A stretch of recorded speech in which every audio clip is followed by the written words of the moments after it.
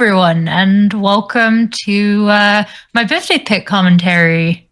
We're doing Nimona, and I know it's a comic that got an adaptation, and that's all I know. Okay, I can expand on this a bit. Believe it or not, what we have here is one of the miracles that was at some point cancelled, but thankfully resurrected. However, its cancellation is not your typical, oh, the execs didn't see it as a big success, so they decided to trash it kind of usual fare. No! This one was originally going to be a casualty of the infamous Disney buyout of Fox.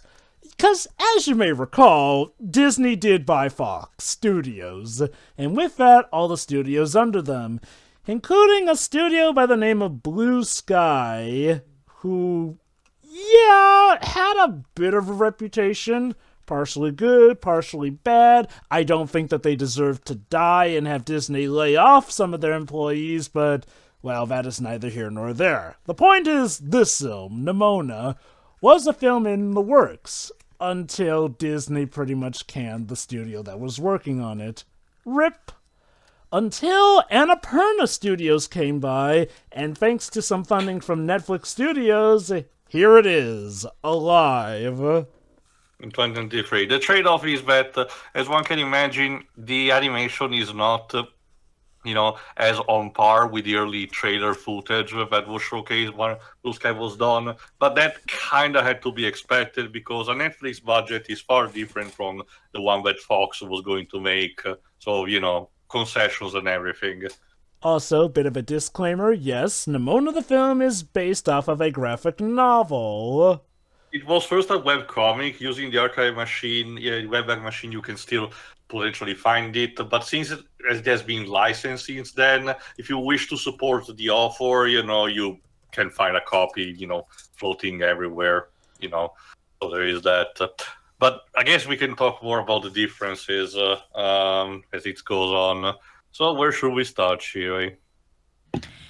Start right before the Netflix logo, since this is now a Netflix thing. Then take us away. All right, 3, 2, 1, click. Fun fact, you would think that this is actually one of the casualties of post-Dark Phoenix, where Disney canceled a bunch of projects that Fox was in the making, like the Mega Man movie, for example. No, this was canceled, and apparently there was actually a confirmation relatively recently about it, because I'm going to tell you a secret about it. This movie apparently has a gay couple in it. Oh, but Tio, I thought Disney were all about answering the first ever gay character insert extra superlative title. Honestly, though, I do wonder how much Disney are kicking themselves for not letting this movie be under them, because then they could have boasted, now presenting the first ever gay couple in a medieval setting, or some jazz like that. This is a technically medieval setting, but it does, its own spin to things. But the important part is this narration. Mm-hmm. Once again, good fantasy world building. Put the backstory of the world at the beginning in a form of an epic narration like this, because it always works out with this. Mm-hmm. Yeah, I am not as familiar with the graphic novel. I did do some background knowledge with a little help from... As a general rule of thumb, these adaptation of movies is more lighter and softer technically. Not to a fault, but there will be comparisons that I would like to say. Yes. Now, to my knowledge, it's a faithful enough adaptation. I don't recall the writer having any ill will towards this adaptation. I don't even know if the author, 1,000 years what later... a time skip, 1,000 years. Yeah, this is technically a fantasy story, but it has some degree of technology in it. Not exactly it's fantasy, basically. Not necessarily steampunk, but not to the point of being straight up one or the other. It's it's a suspension of disbelief to have both of them working around. People usually call this sci-fi fantasy, like it's both at the same time, basically. Mm-hmm. It's not something that's tapped that much, because when you usually think of fantasy with when you usually think fantasy with some sci-fi elements, you will immediately think of steampunk or one of its variations.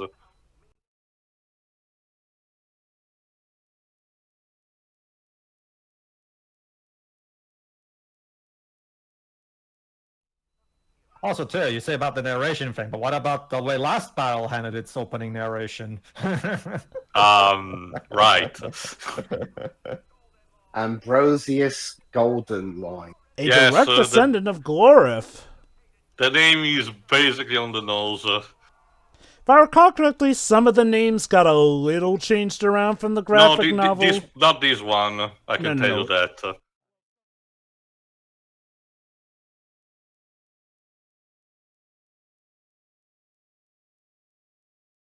To be fair, if Will Smith can cast himself as a character that he wrote Cypher called Rage.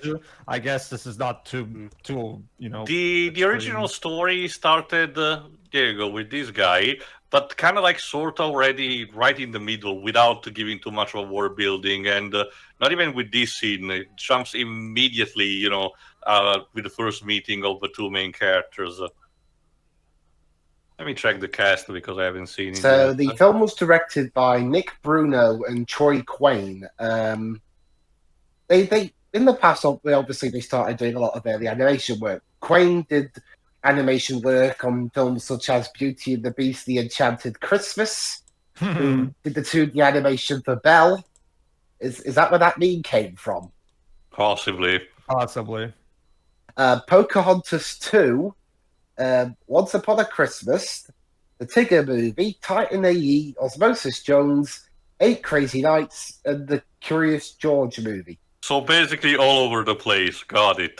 It sounds like he Oh. certainly had a resume of sorts. Some variety in there. Among other movies, there's also a storyboard artist for the Peanuts movie. He and Mr. Bruno's first directing role was Spies in Disguise, which ended up being Blue Sky's last movie. Mm-hmm. So that's something. As for Mr. Bruno, he did animation on Ice Age: The Meltdown, No Time for Nuts, Horton Hears a Who. Basically, a lot of So he's a Blue Sky veteran. Yeah, he's a Blue Sky veteran, oh boy, could you imagine? You've been working at Blue Sky for years. You finally get your promotion to direct a movie, and it's the last one they've made. Well, at least Spies in Disguise was thankfully a good note for Blue Sky to go out on. Yeah, okay, I'll admit, Blue Sky had, well, let's not sugarcoat it, they had a reputation as the Ice Age team, which, in hindsight, may have been a bit unfair to them, since that was probably something more so from the higher-ups. And it's not like they only made trash. Like, they made a good dosage of stuff, but Ice Age, which at the time, as far as I know, was on a noticeable decline, but it was the thing making money, was what they were known for. The director here is voiced by Frances Conroy. Let's see. Going back to what I was saying earlier, this guy in black here, Ballister Boldheart, yeah, originally in the graphic novel, he's actually called Ballister Blackheart. Subtle. A constant theme throughout the story, and it's present technically here, but it was more prevalent in the original, is the idea of not judging by appearance. I know, relatively simple kind of thing, but it had new, facets to it. Mm-hmm. Let me check. This Ballister is voiced by Riz Ahmed, while Ambrosius by Eugene Lee Young. Let me see. The score was done by Christoph Beck. Let me see what he did. Oh, he did Free Guy. Okay.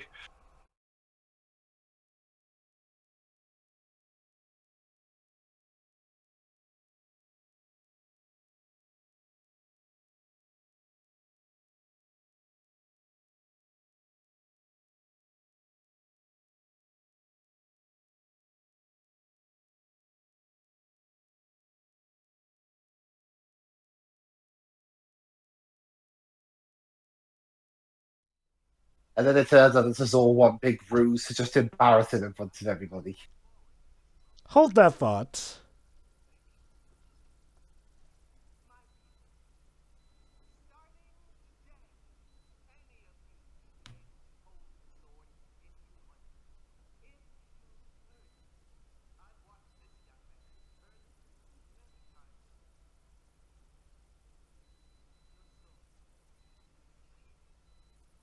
It is cool looking, admittedly. Oh yeah, like no. The weapon design in general for this movie is great.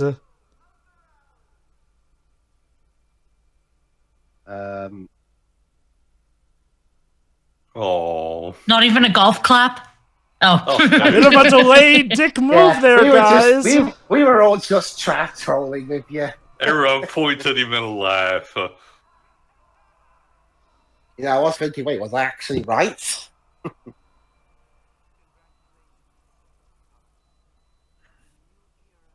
Has there ever been a skit or something where they were trying to do the knighthood motion? Oh, Yeah, about him getting embarrassed in the middle of his knighting, Dwibs.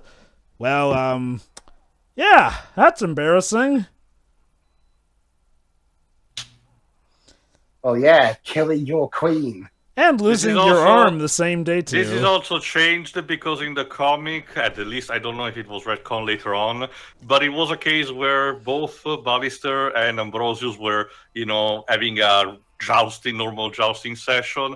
Ballister won, but Ambrosius, jealous about his loss, shot him in the back, cutting his arm off.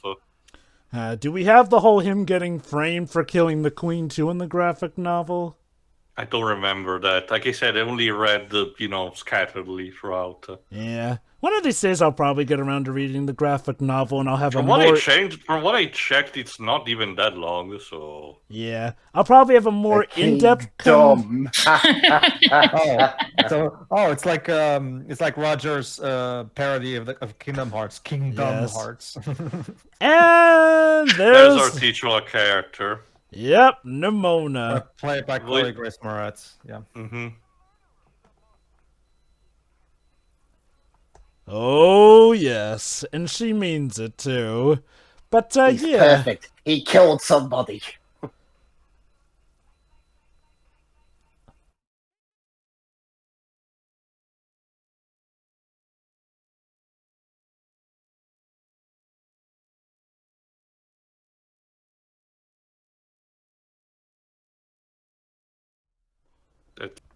It's not a great weapon, And he's all this time later, he's still wearing that knight outfit. Actually, it's not too long after the incident. But yeah, he had to make himself a new arm. It's just the wind. Yeah, the wind's trolling you. Oh, it's just the wind. Yeah, that's probably the sound. Is that the sound wind makes? Yes. Yes. Chloe Grace Moretz. Of course. What, you don't hear that every time the wind blows through your ears? Oh.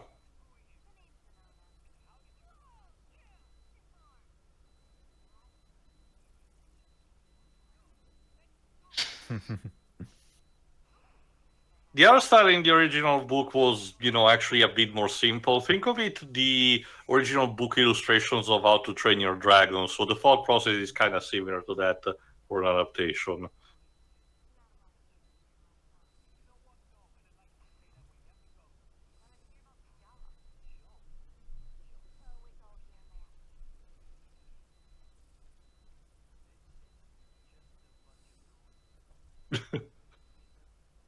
It's artistic.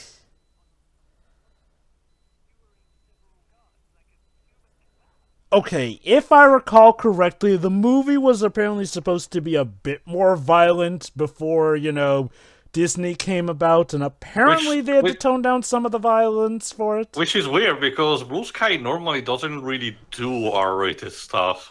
I'm not sure they were going to go for R rating, but it was apparently supposed to be a bit more graphic. Maybe at least like a 15 or something. I can't remember what is supposed to be considered their most violent movie. Well, remember too, if there's one thing the Hunchback Notre Dame shows, that you can take a very dark novel and do something completely different for a more family. Oh, no, I don't mean that. I was meaning with the track record of the company, I wanted to, ponder, they were kind of being, unexplored territory for them.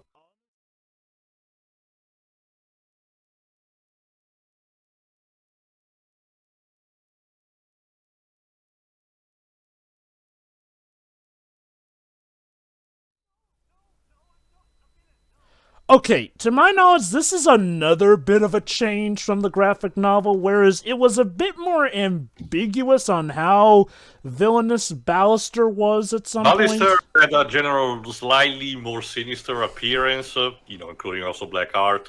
Again, the story will let you to ponder if he's genuinely just a bad guy or someone who's trying to do, what he considers best. Ow. And he got arrested.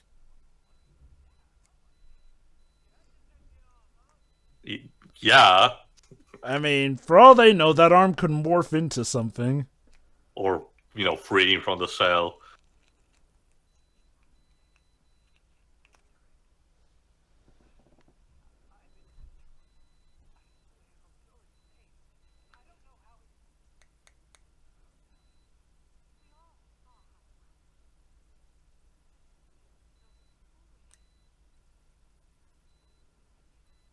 Well, I have a question. Why did you give him a sword that also has the ability to throw a fucking beam from the... What kind of sword is that even? Well, okay, ideally that is supposed to be his own custom sword, so if anyone had customized it to do it, it likely would have been him, supposedly. Okay. Hang on. So is she like the Queen's advisor or something? She's the director, she's in charge of the knights and all that. Consider her also a mixture between lead scientist and, like Jova said, the captain of the knights. She did it. Yeah, I am. That's like she did it. I mean, look at her. The silhouette is leaving into the light. What other villains don't do that? I'm actually kind of signing with Dwibs. If I know my animated movies, it might just be her who did it. Dwibs, remember though, isn't the point of the story to not judge based off of solely appearances? Well, she's acting like a smug bitch. She was practically gloating in front of him, pretty much. No, I feel like well, I can't speak for this, but here's my reasoning, Joe. Exactly. She looks like she might be perfectly nice and innocent, but that's exactly it. Okay. I got it. Is this movie going? Half this movie is going to be hand jokes, isn't it? So you've noticed though that Nimona seems to be very good at getting in and out of it. So, and yes, she's pretty strong too.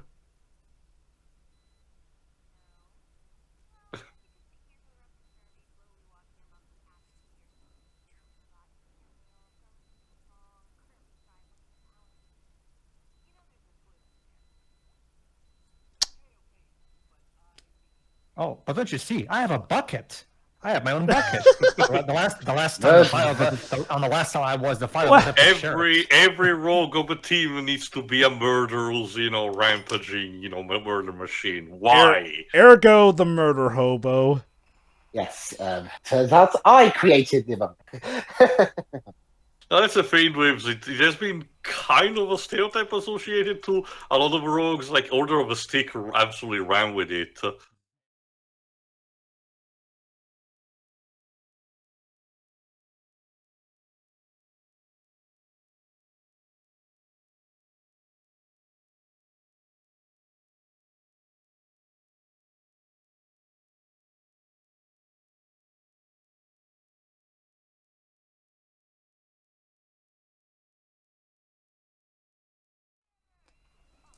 You're not helping. Yeah, run away. What's the plan?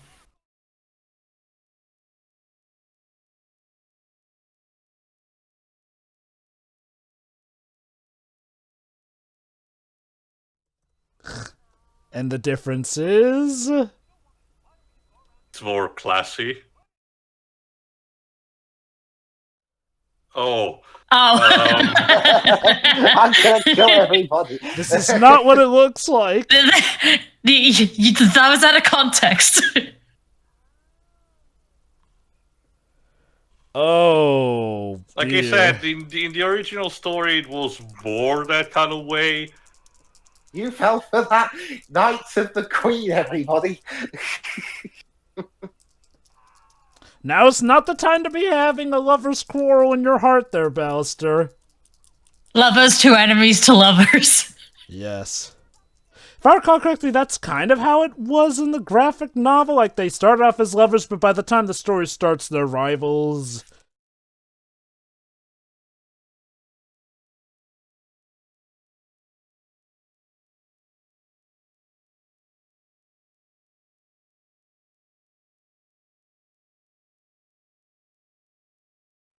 Then we I've just done it like 50 times already.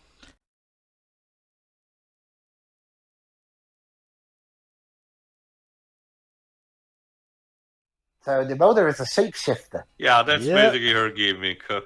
So if I recall correctly, originally the sequence of this that was shown, while this was still a Blue Skies project, was sort of essentially the escape scene. But what was noticeably changed is that apparently the violence was toned down a bit. If I recall correctly, originally someone actually was supposed to get impaled, hence the reference in Nimona's drawing, but, for a few reasons, they toned stuff down with how violent things could get.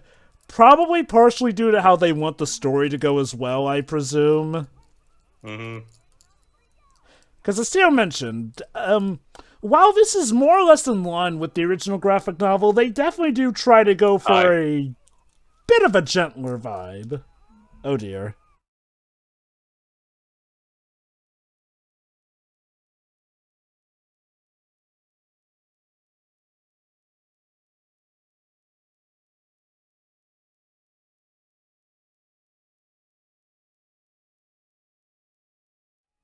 It feels a lot like the design of the whale and the rhinos are kind of meant to be old Disney references, kind of. Mm-hmm. That would What it not is surprise designed. me. Again, all the more missed opportunity that Disney didn't take this, but yeah.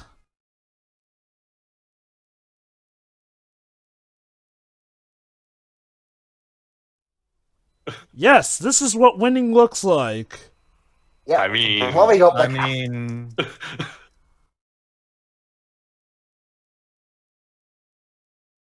They're adorable. Ow. I'm not entirely certain how adorable, because this girl is gonna get us killed. But at least I she mean, looks... collateral damage. Hey. She can be psycho, but also cute. Uh-huh.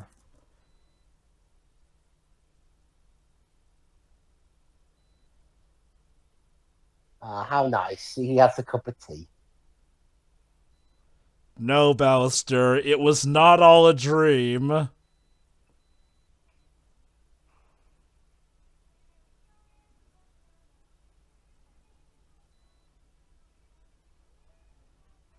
For a throne to throw. Yeah, I hate thrones. I'm gonna chuck them everywhere.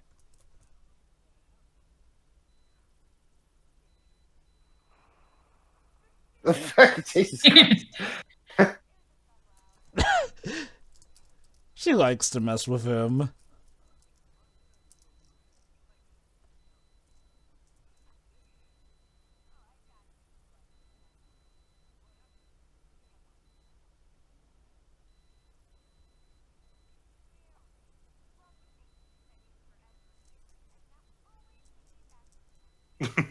Sure you did. I believe you.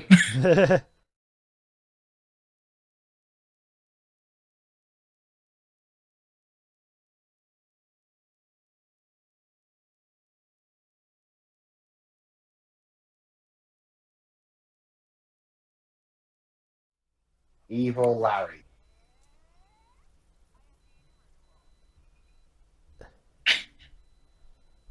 Middle.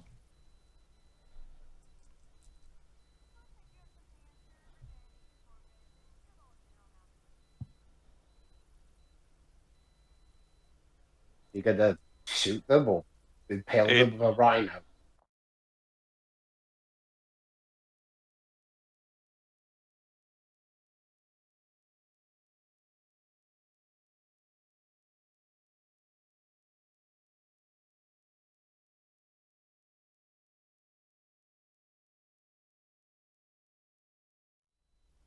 Do mariachi even exist in this world? Yes. Well, I mean, I guess we can consider it...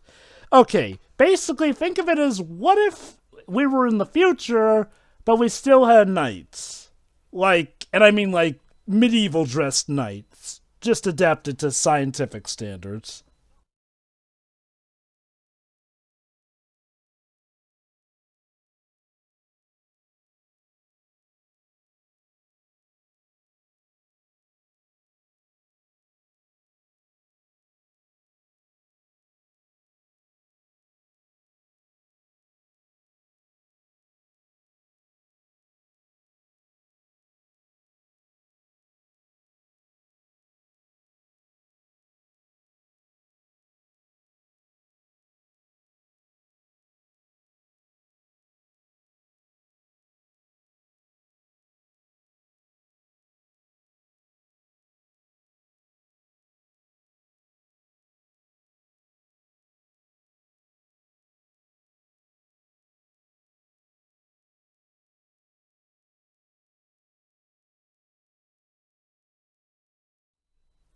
Mm-hmm.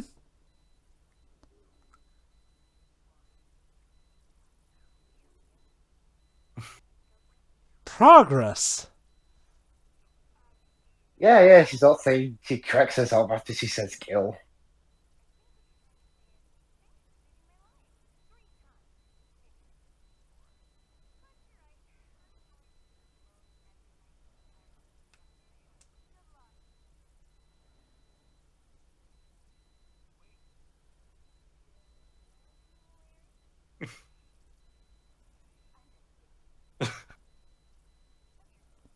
They can teleport too.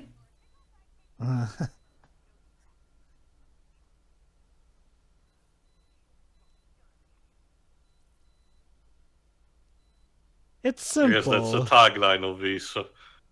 Well, don't Don't overthink it.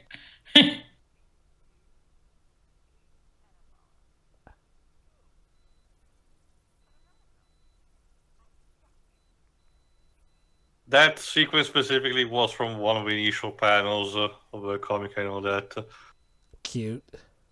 The idea when Ballister actually, sees Nimona shape-shifting. Well, that's actually another big thing. I don't remember if it was that much common, but the idea of Nimona being, having, receiving prejudice because of being a shapeshifter is more of a thing of this. But in regional webcomic, it was for different reasons where they had prejudice against her. Mm-hmm.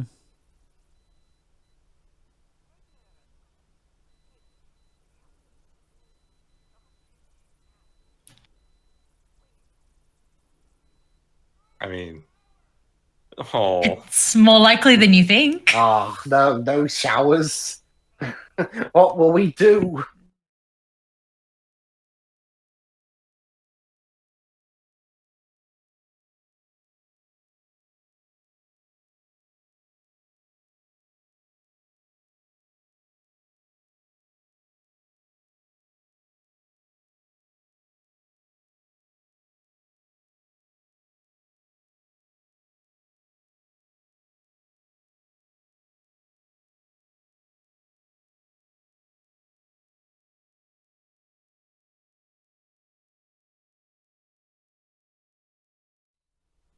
apparently Todd was not trained enough. So. Mm-hmm. Come on. It's yeah. Grow up, you two. Wow. Oh, sorry. That happens sometimes. He's the one whose parents paid for him to get this position. I mean, okay, the cost of sounding prejudice, like usually Todd is not, unfortunately, a name given to children loved by their parents. Okay.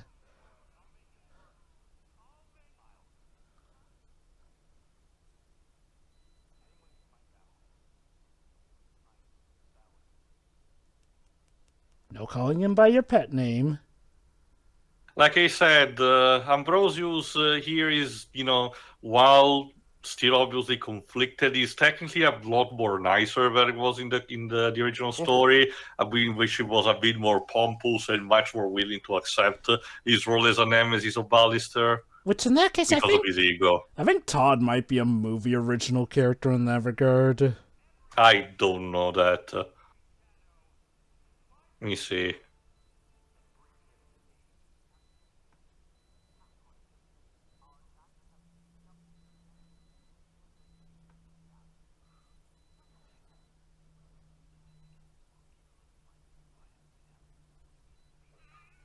Ow.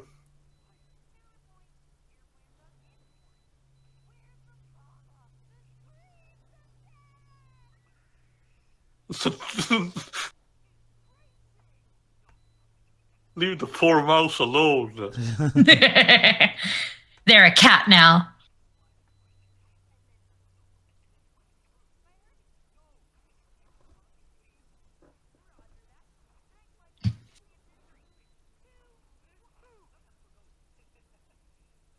Weirdo.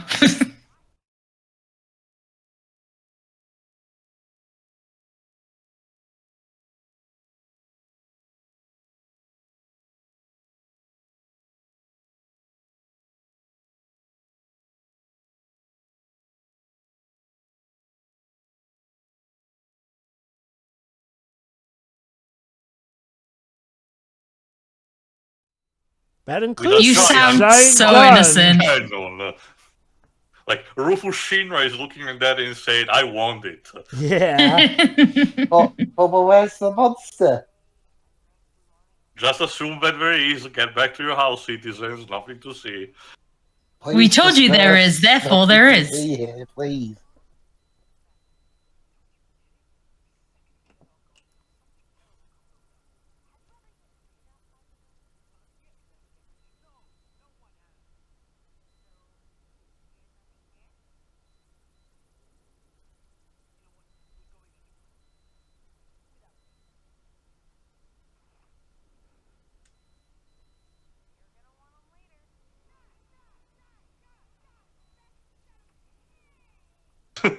Why?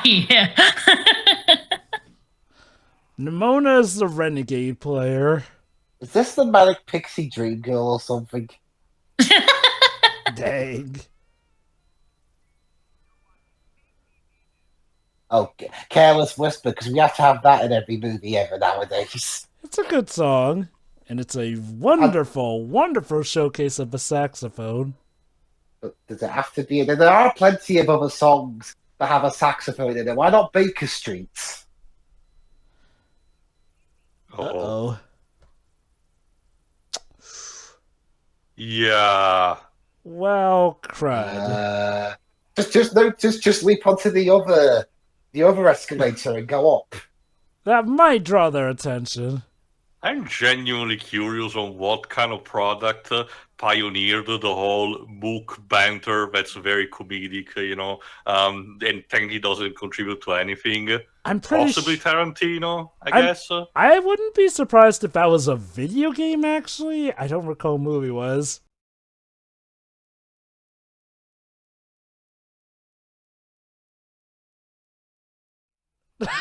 Ow. Alistair's gone insane!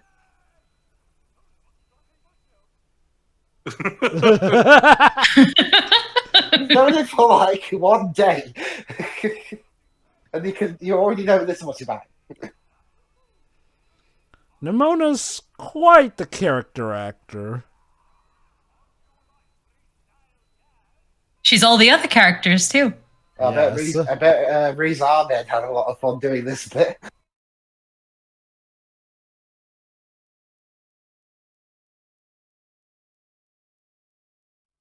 Effective. You see something, slay something. Oh, so now you're a mouse when it's convenient.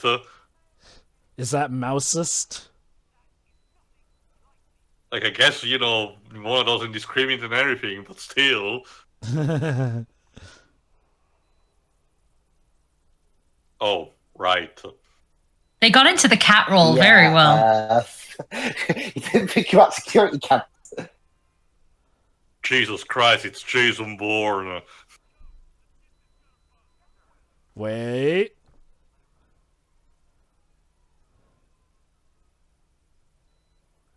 Someone's played as Ace Attorneys to know to actually play the full video.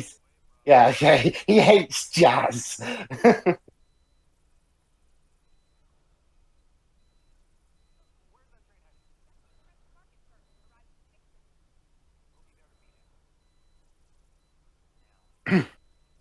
Todd. Yeah, Sorry. did you somehow forget about the cameras? No one cares about your opinion, Todd.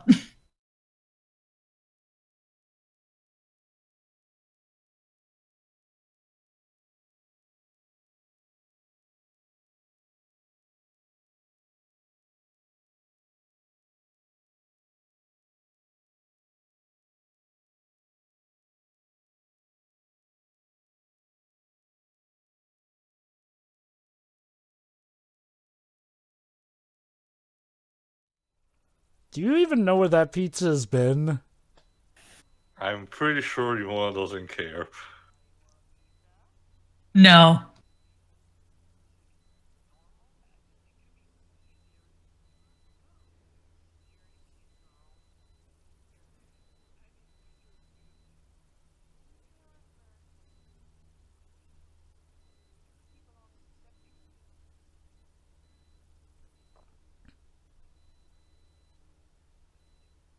I don't believe you. Like it doesn't matter, Dwebs.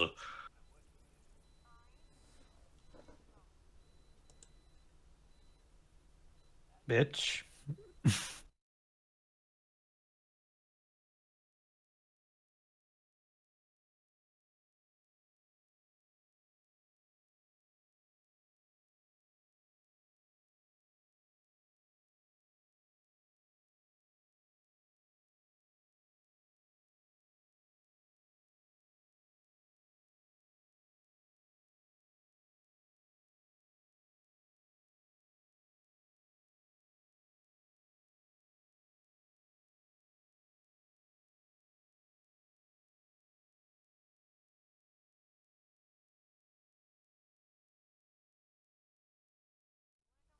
Yeah, shut up.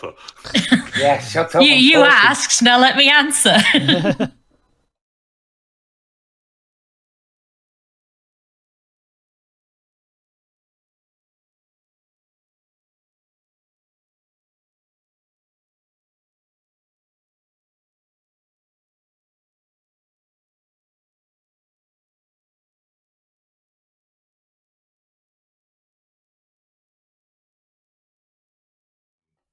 um,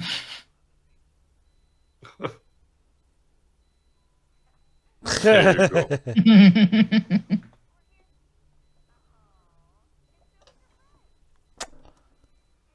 and your ex. Can this date? You. Oh, by the way, your mother-in-law's here too. No! Oh shit.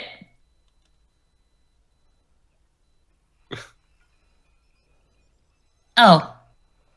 At least it's not a flashbanger. Now, come on. We don't want to be those, needlessly cruel. Yeah, but those are hard to deal with in Hitman.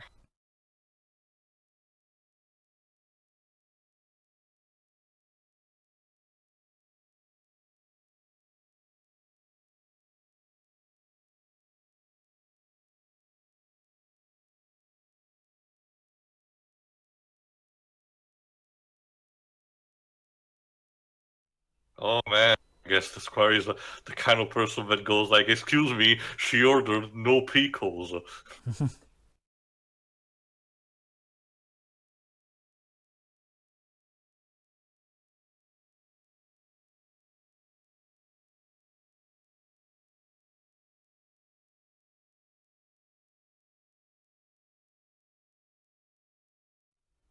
Like, I'm working. Yeah. Literally, on service and everything.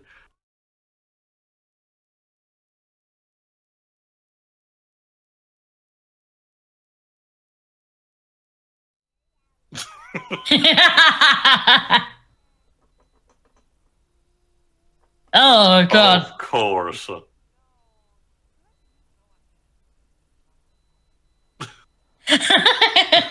Yeah, sorry, I don't do that stuff.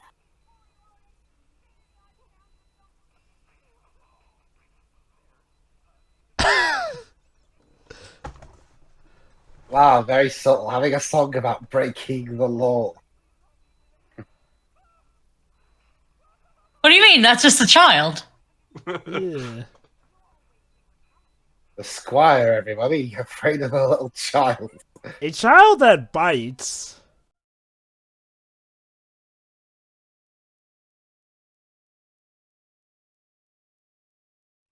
More pizza. Oh my god. Her what? one weakness. Like, you're chasing after the former knight and you got pineapple on pizza right here. Where the fuck are your priorities?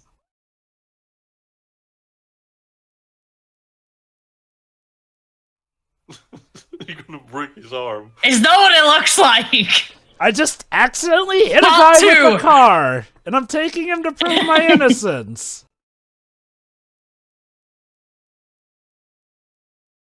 Well, at least the dealer got a successful sale. Just rolling constant nat ones.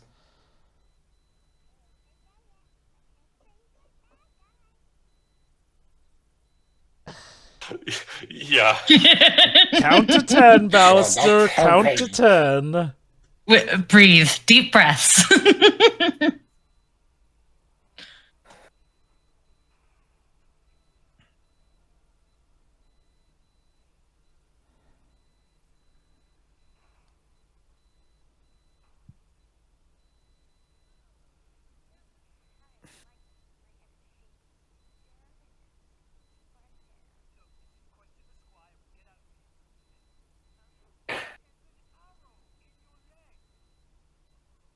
It's not in the name. Geez, you'd think you're her dad or something.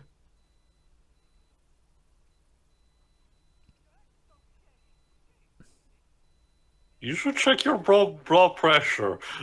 Yeah, usually when blood spurts out like that, that's a sign that something is very wrong.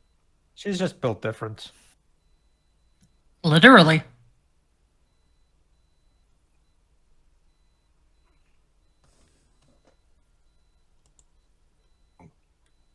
Ah,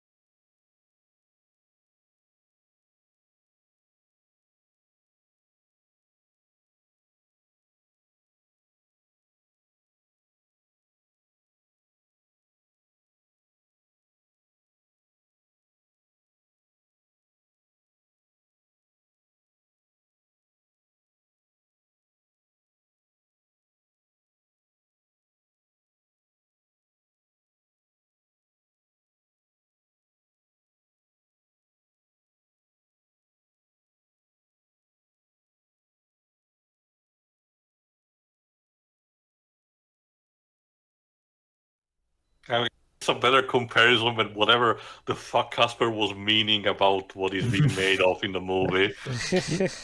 The numb foot thing. Like, I think I'm made of that. What the Honestly, sometimes I wonder if the Ow. writers were high on something while writing that movie.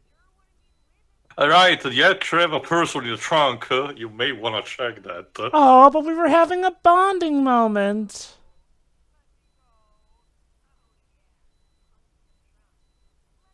How are you still alive? Of course, the Tarantino Shiroi, shot. Shiroi, this one wants to live.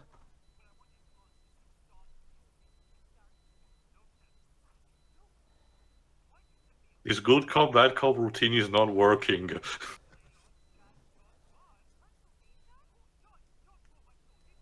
As much as we would all love it to be Todd. You didn't let him answer the question. the demon baby.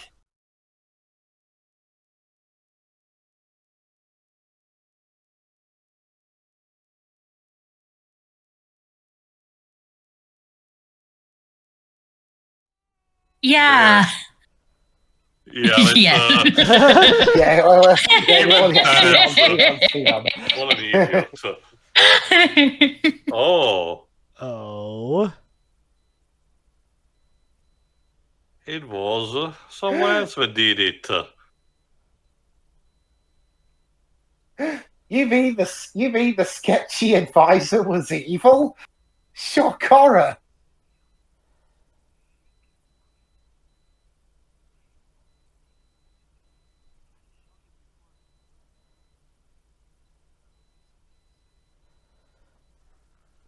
Just relax. Your entire world is crumbling down around you.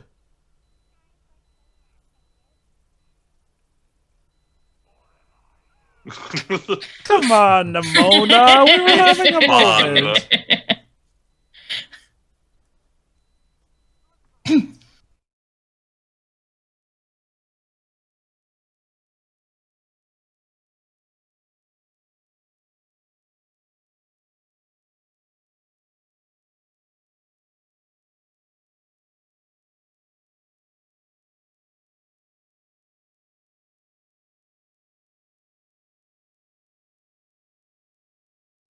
Well, good. The Institute's shit if it allows this stuff to happen. Okay, to Ballister's credit, it is the person in charge of the Institute.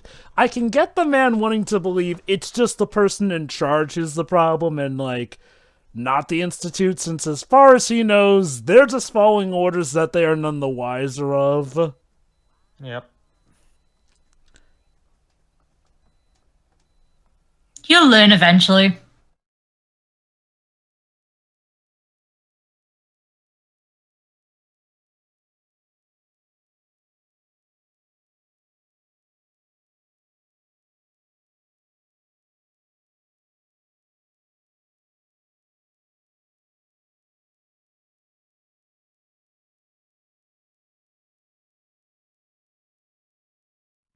Right.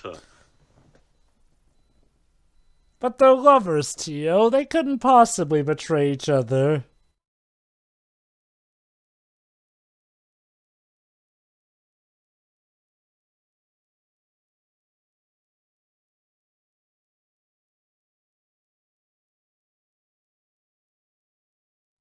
A new hero of Rose. It's meant to be heroes. Yeah. Yeah, I know.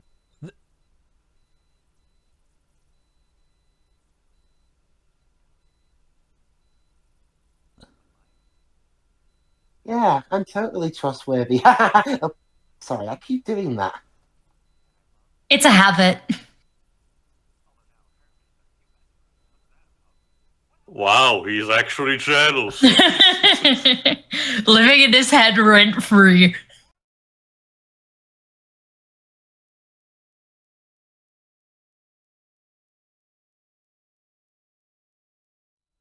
Didn't you volunteer for that bit, though?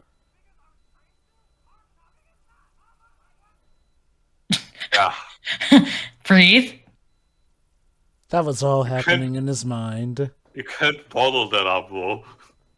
For the sake of his duty, he will. I'm sure his ancestor Glorf would be oh so proud.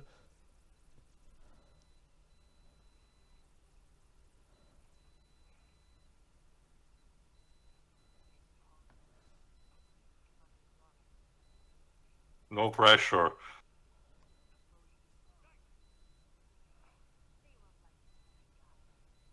Uh-huh. We're all good.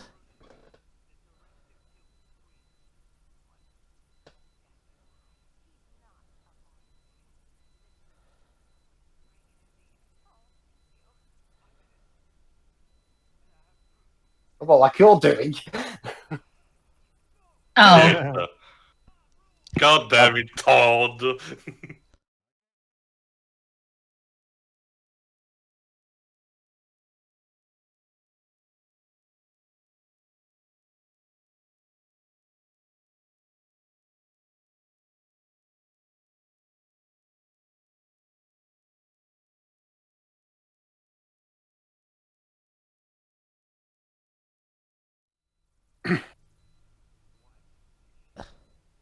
Oh, come now, Ambrosius. Jealousy is not becoming of you.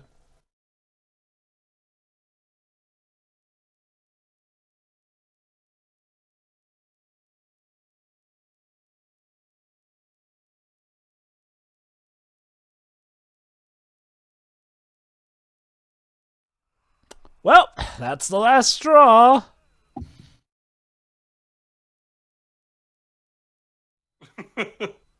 Boop.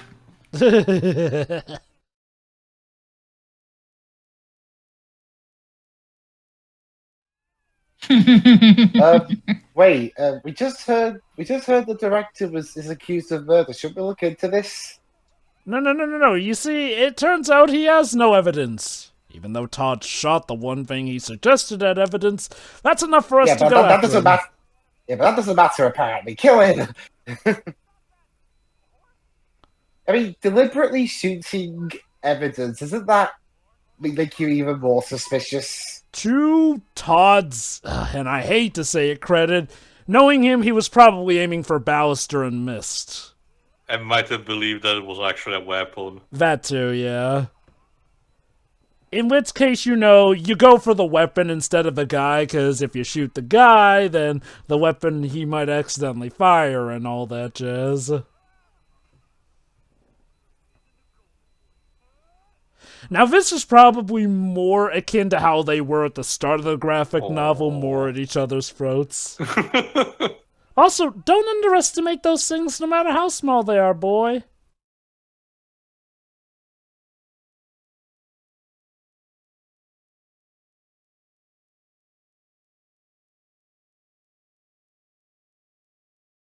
Oh, Katana, good to see you made it.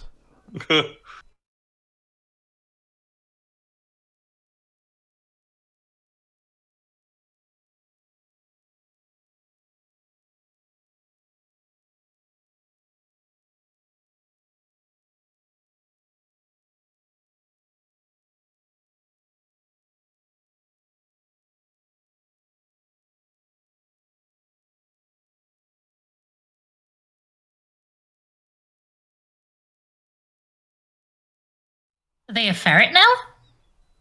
Now Actually, she's a otter, I wolf. think. Now a rhino.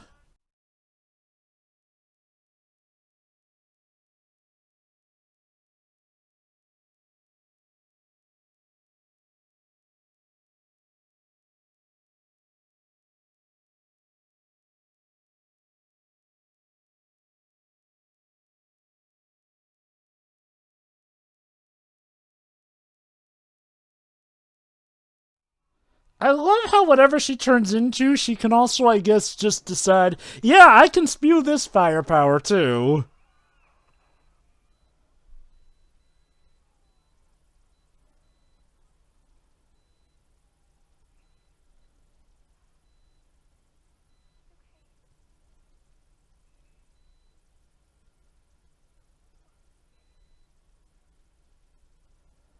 It's an interesting form there, Nimona.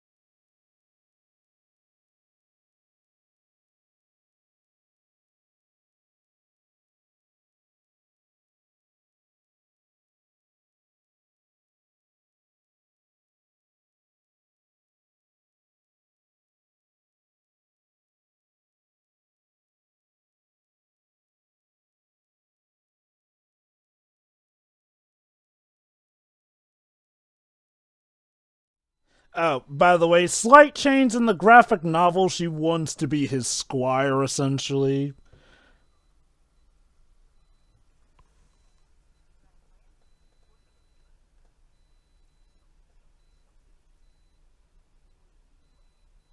Heh. All right. Where's the prophet step? Protecting our way of life. Yeah, sure. Oh no, wait. Actually, yeah, that actually does kind of work because she's like, anything different, kill it, kill it, kill it.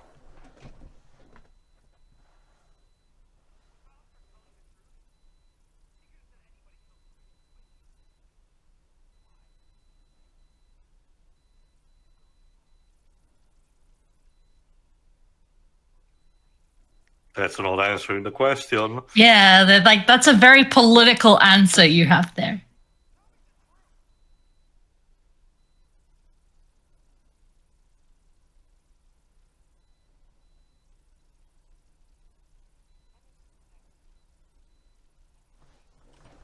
Answer the question.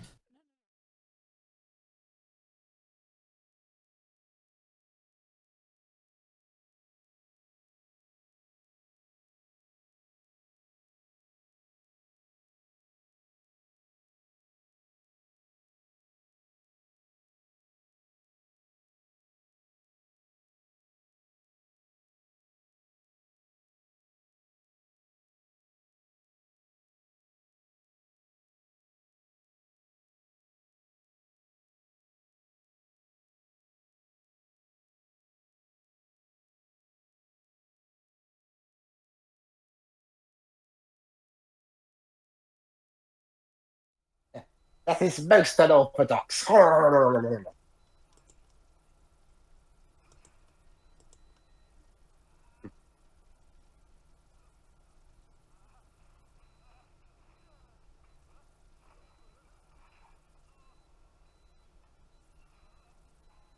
Wait a minute, this is a bit overly dramatic.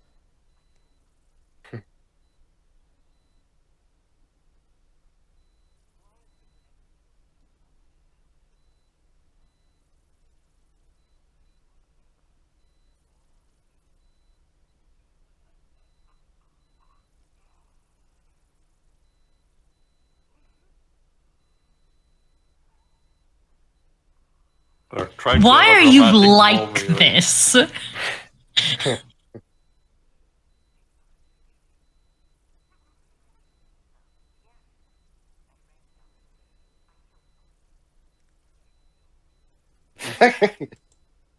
Oops.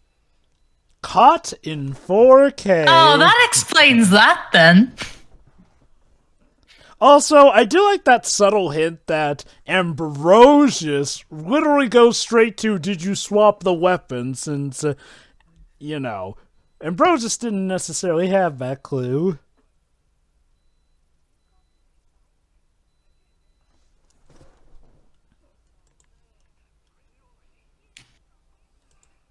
You're going to be adopting her by the end of this. We already talked! Hey, Karen. Okay, that's just anyway. It's like, damn, what's her problem? Yeah, it's like she killed somebody. Oh, wait a minute. Guess that's their version of Monopoly. Does it end as many friendships, though?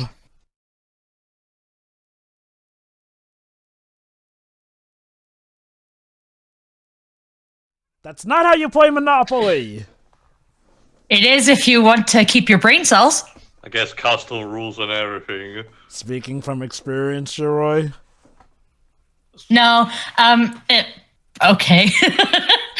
In my experience, I don't play the game. I care about my sanity. If But- I can tell you this: if you I've can built handle, the game. if you can handle Mario Party, you can handle Monopoly. I disagree. Really?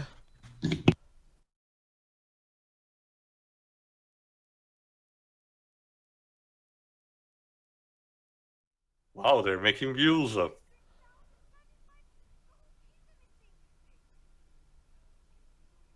Yeah, is this some kind of deep fake?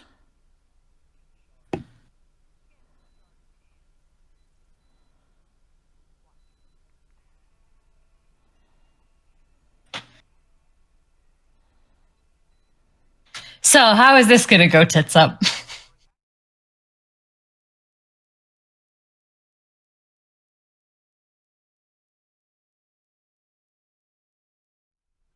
Oh my Yeah, glory. we've still No, got she's gonna 44 minutes left. Now she's gonna get cancelled on social media. That should be the least of her worries.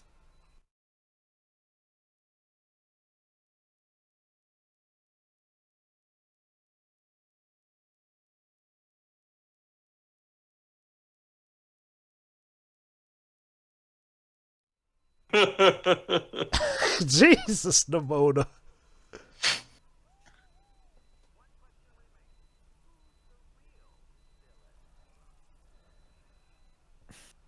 Ah, yes, very What? convincing. Ah, Yeah, What, now The- you mean that wait a minute, you mean now I have to admit that I'm wrong? Fuck that shit. who's the real villain? Not the person who admitted to killing the queen. So, having a nice day, director? No, there's going to be revealed that secretly there was someone else behind the queen. Sorry, the director. Oh, of course, secret passage. All villains need that. No, you Oh, and see, it's down a hallway, too. No, you see, I was actually practicing for a theater role. Yeah.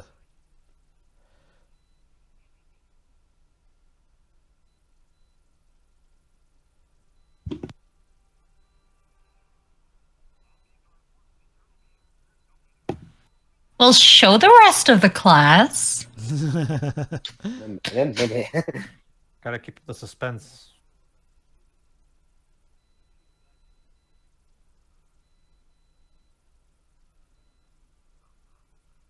Aw, isn't she adorable when she's sleeping and not committing murder? Well, murder attempts.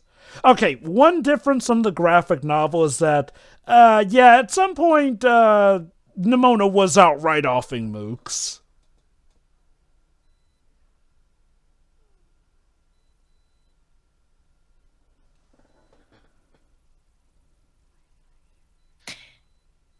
Where nothing can go wrong. Nope. Considering they can turn into a cat, I guess this counts as the cat distribution system working still. Yes. Let's see. Nachos. Oh no. Nachos with who else? The antlered serpent.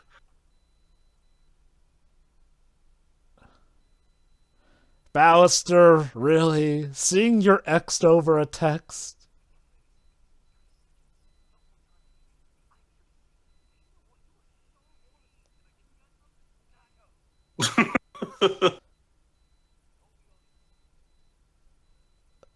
Who the hell gets olives with nachos?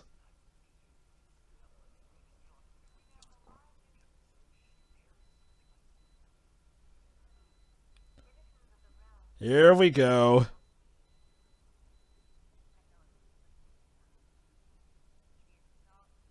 I am here to say, fake news.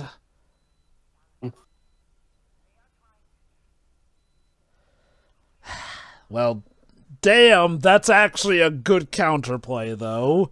Yeah, it could be me, but the monster is a very good actress.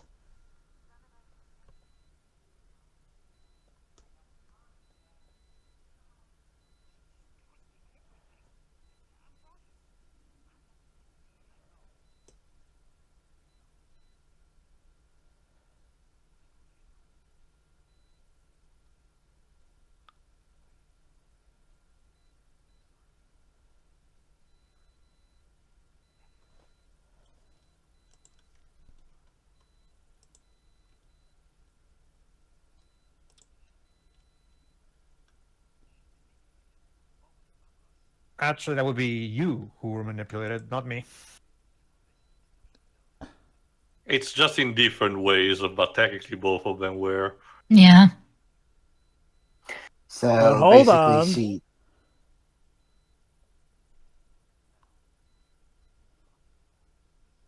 What? Yeah.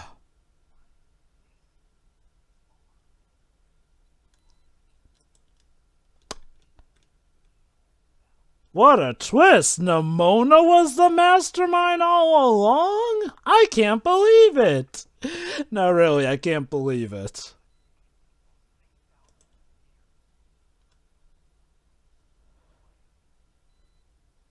There's Glorif. But yeah, remember that human form that Nimona took up earlier when she scared the girl accidentally? That is apparently her up against Glorif.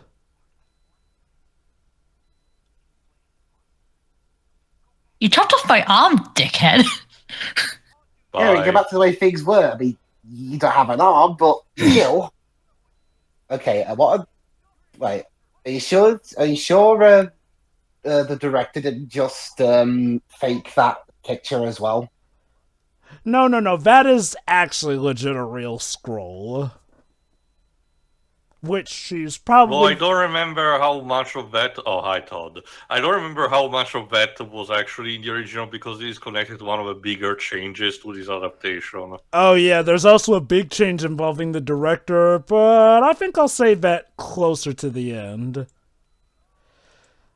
But yeah, it's time for... I'll admit, even if it was a thing in the graphic novel, I'm not too big a fan, but you can probably guess what's coming up. The second act breakup.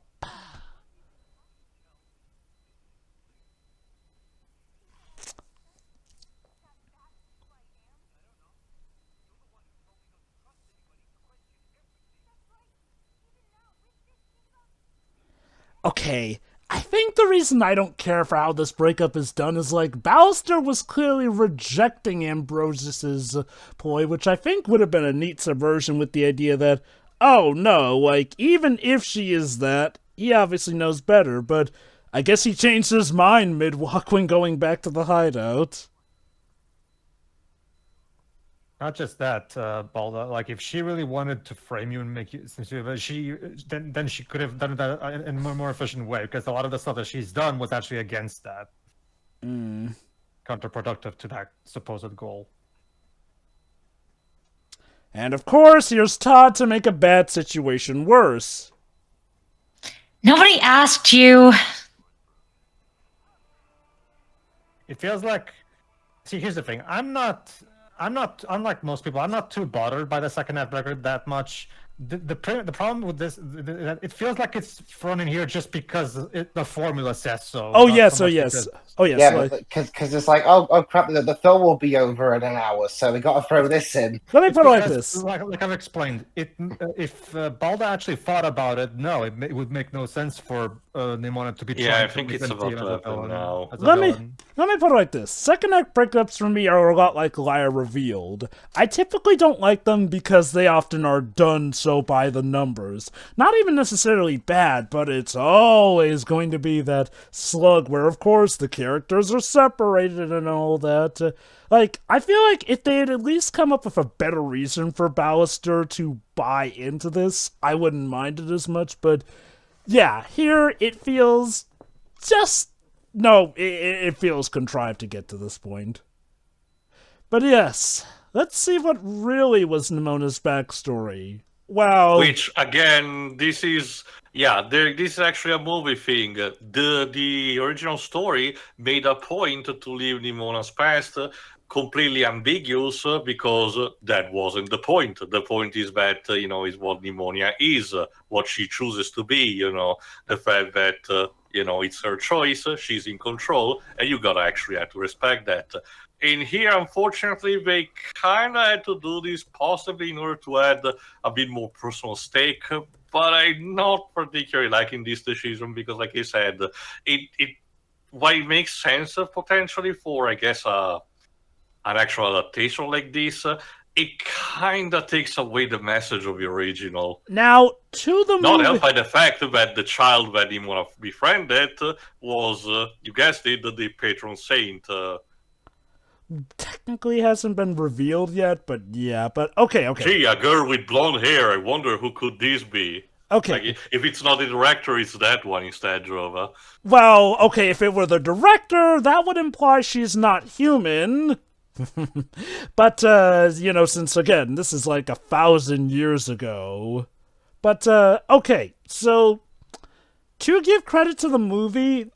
They don't go as far as to say how she got the shape-shifting powers or whatnot, which is ironically a bit of an inverse, seeing as how, okay, while apparently her backstory was a lot more vague in the graphic novel, apparently it is implied that she used to be something else but was experimented on by scientists and that's how she got her shape-shifting ability. Oh yeah, speaking of which, there was actually a character who was adapted out of the graphic novel who didn't make it into the movie, a Dr. Meredith Blitzmeyer, a scientist... It's important for something that technically I will have to reference later because it's connected to the climax and we're not there just yet. Me personally, I'm fine with this addition of a backstory since I still feel like it leaves enough stuff vague about her. And I'll admit... I kind of do like what they do with it, even if it is a bit cliched, but I digress.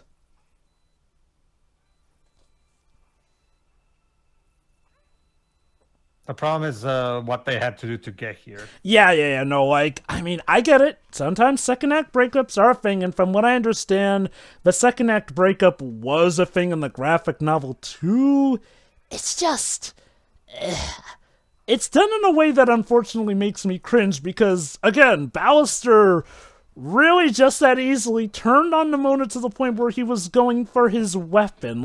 Now, maybe, if it were me, I would have had him maybe question about her stuff, and then she gets the wrong idea, thinks he's about to reject her, and then Todd shows up. I mean, of course, then we have the cliche of the misunderstanding, but I'd at least take that over Ballister just bending over backwards for the plot. And yes, the reveal, it was Gloreth. This also creates a bit of a problem compared to the original. In the original story, Gloreth was just basically there for war building, but it wasn't given. The idea that the story had given was that she actually had good intentions when she founded things, and they got corrupted only later on. While in here, it gives the idea that the things was basically wrong for the start, which is a scenario that perfectly happened and it fits for the story and the themes of the character. But I don't know. Again, I get the idea. On the whole, this works better just in a vacuum, but not as an adaptation.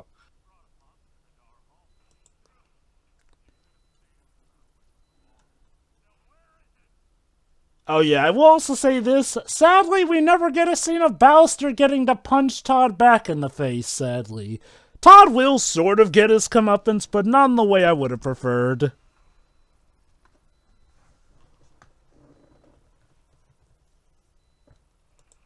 Yeah, I think it's now time to mention that Nimona has eaten basically her breaking point, and you're just gonna see how devastating that can be. In the original story, it happened because the Institute captured her, and the doctor character that Jova mentioned tortured and experimented her very badly. So you can imagine her, Nimona eating her breaking point might have been a bit more poignant than just having a flashback induced by a second-hand breakup.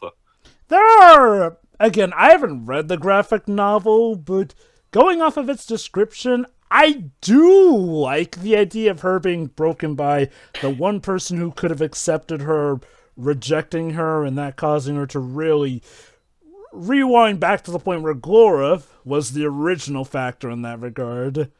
That said, yeah, people experimenting on her would be effective. I do think it was to help. Let's go, Sira! Yes.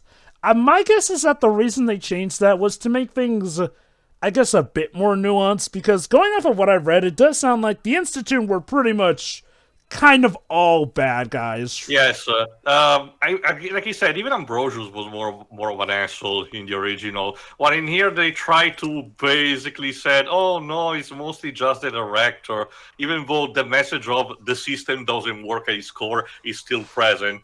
So they're trying to be having a cake and eat it too. I'm personally fine with this. Again, maybe I might like the graphic novel better, but again, my issues aside, I still am for the most part keen with this.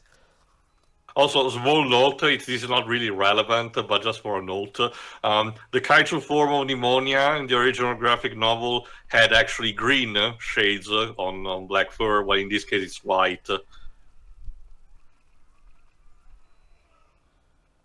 Personally, I don't mind the stuff with the breakup because I know they can be annoying and, I get it.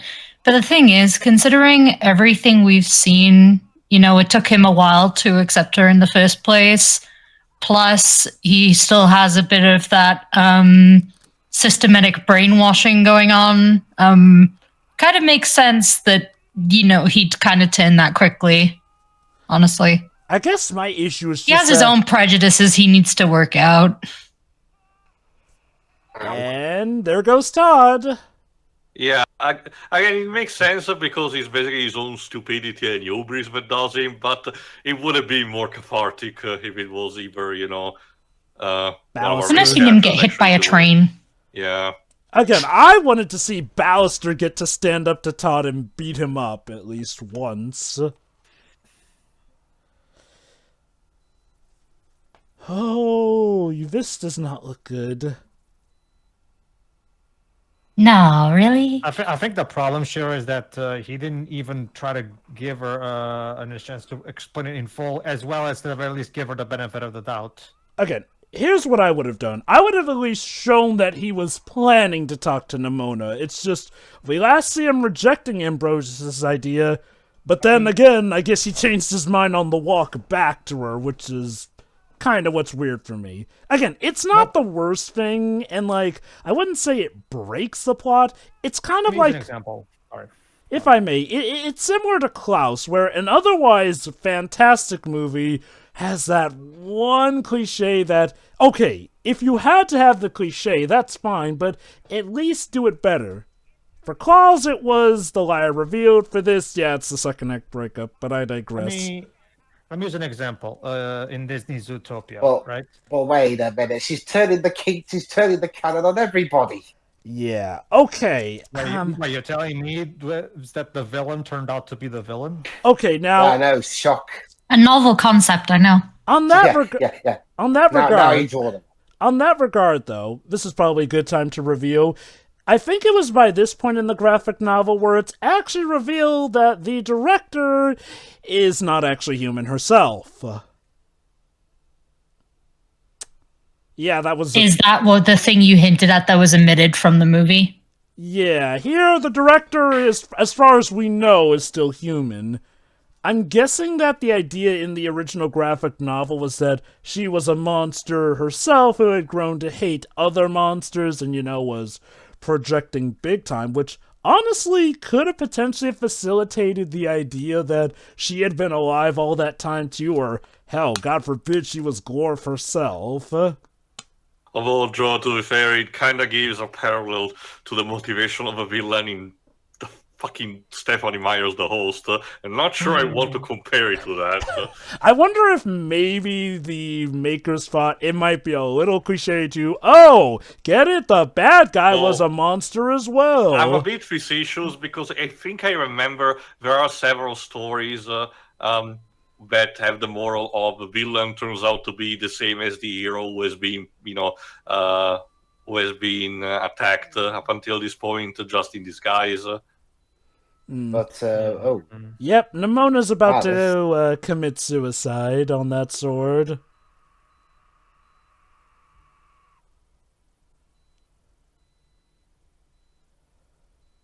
In order to avoid using the cannon.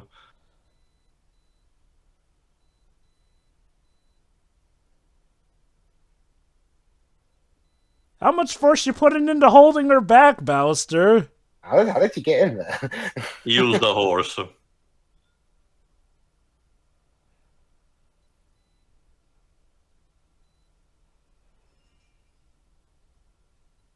Well, at least the breakup didn't last long. I mean, it's a good job that sword didn't land on anybody.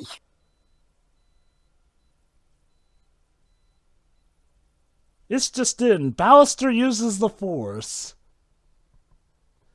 Seriously, it looks like he's pressing on nothing. Push her off the ledge. No, don't you see? It's all part of a political manipulation to make them look like the good guys. Nobody will ever know. He apologized. He must be a good guy.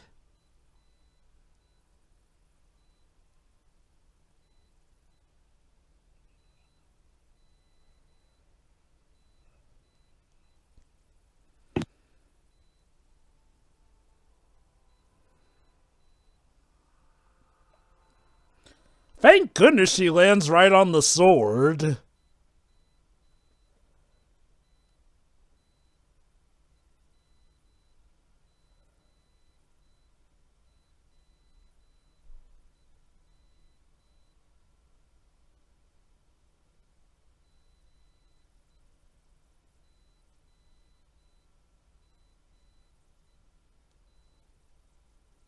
was like, wait a minute, that whole prophecy was bullshit. Enough. You're under No one arrest asked your for being a opinion. buzzkill.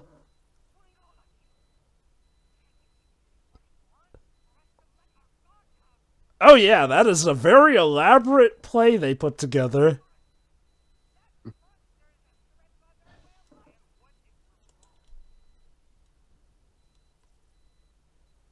I can't be wrong.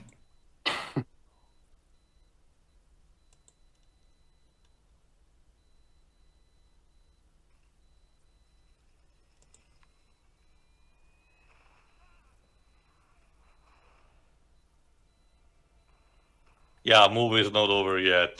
Hey, we gotta have that last climax. But yeah, let me mention something about the second act. Yeah, you wanted to mention Zootopia.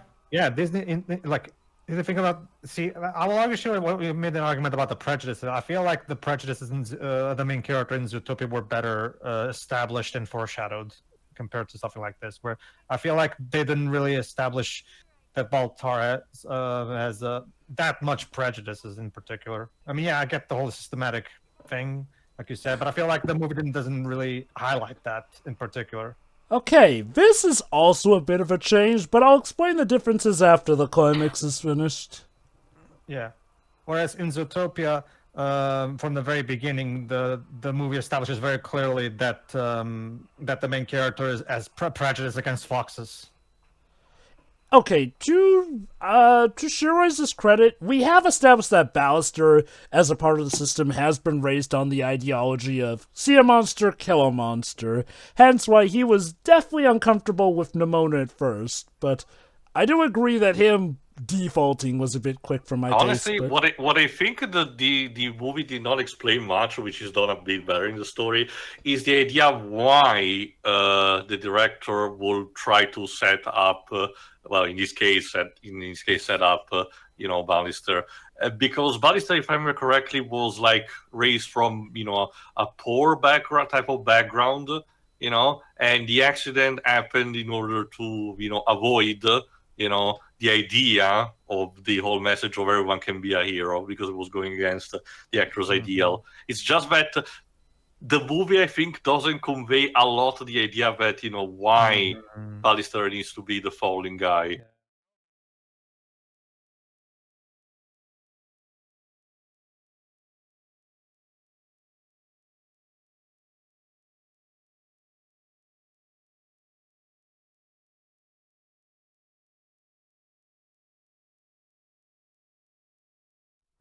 Anyway, in regards to what was changed, in the original climax, Nimona does take out the director, but she also killed a lot of innocent people, burning and she's the still director. too rampaging and far gone, and Ballister has to kill her.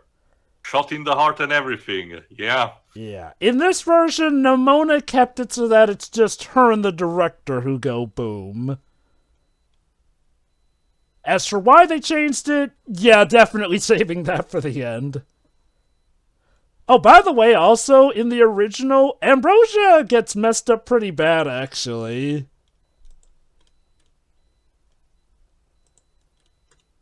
Maybe they jumped ahead a little bit more for this.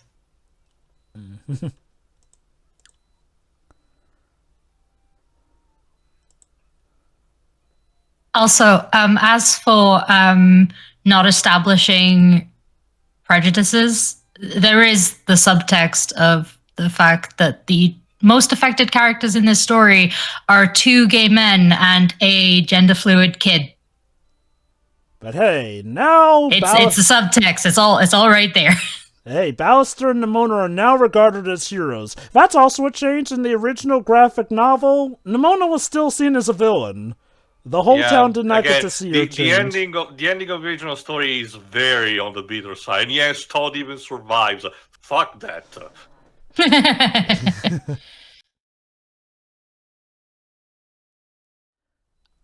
Should read the original story after this. I'll admit, I'm fine with this. I'm a sucker for happier endings, and I don't feel... And okay, ideally also, they don't remove the grit of the ending, given what happens. Oh, that being said, apparently if I recall correctly, Ambrosius was, like, paralyzed after the events in the original graphic novel. I think so. Basically, the whole thing ends with Ballister being reinstated and being invited to a party, He's still very sour because of the whole experience and because he was the one that had to kill Nimona. But there's a slight hint that she might be still alive. Although it's not really more of a thing, it's more of a...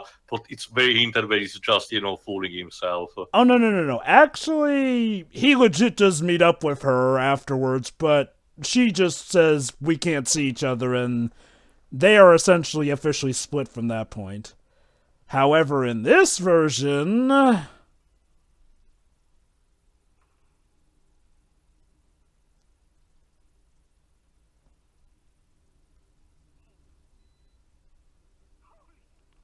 So they did the same ending as Monsters Inc. So apparently Nimona took some lessons from Wolverine on how to regenerate from a single cell, because, yeah, she's back. Now, unlike the graphic novel version, whereas, yes, we actually do see her, but, well, it's more or less her giving a farewell forever to Ballister. Here, she's back, and there's now room for a sequel since, well, hey, they're essentially reuniting here.